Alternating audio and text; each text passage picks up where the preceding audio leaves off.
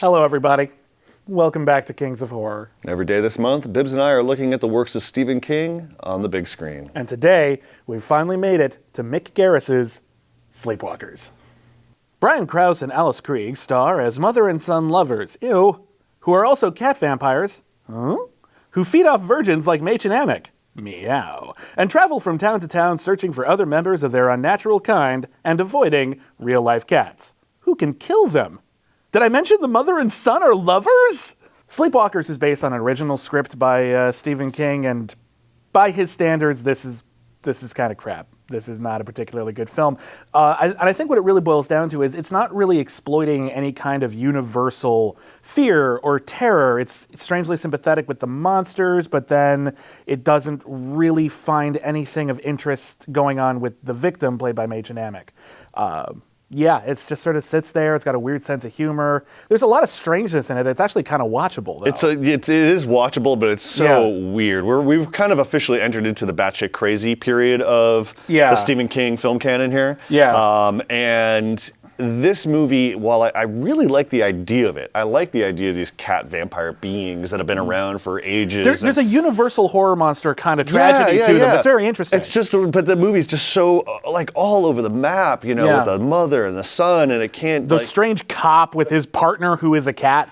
Clovis. Clovis the cat, and you know, it's just like in the bad CGI, and the morphing doesn't help, but it's all over the map. There's no tonal like foundation here. It's just so weird. I think that the first time I saw it, I was kind of like watching my clock as we watch Machen, which is I could watch her all day. Yeah, she's good. Dancing around a theater. Her introduction is her with the headphones on, dancing around a theater, and it goes on and on. And thank God it does, because it's the most watchable part of the film. But it's so weird. But I do want to say the highlight of this movie for me is to see all the cameos. You get to see Clive Barker, Toby Hooper, Mark Hamill. Yeah. Which is great. Yes. Yeah. I will say this in a weird and obviously an intentionally weird way.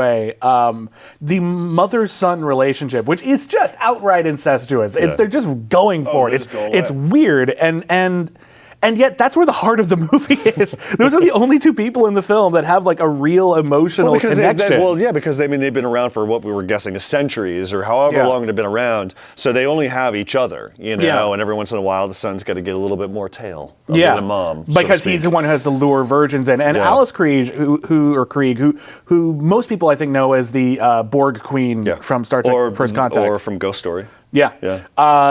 She's actually really good in this. She takes a very strange character with unusual motivations and just a very sick relationship with her co-star, and she plays it to the nines. I mean, she's really. She stands out in a movie that otherwise just sort of just like, Sleepwalkers, that was weird. She always sells it. This is such a weird movie. And I revisit it every once in a while just because it's on cable. And I just sit there and go, why am I watching this? Why am I watching this? Sleepwalkers, one of the weirdest movies to come along. It doesn't make much sense. I like the mythology. I like the foundation. There was something there. There's a little bit of inspiration, but King doesn't sell the script. Mick Garris tonally loses focus.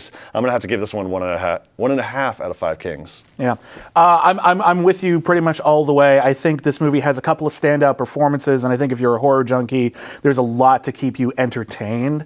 But I'd be very surprised if at any point you say this is a really good film. So yeah, I will also give it 1.5 Kings. All right. Well, thanks for sticking with us on this one. Come back tomorrow for Kings of Horror as we look at Pet Sematary 2, which I can't remember a quote from.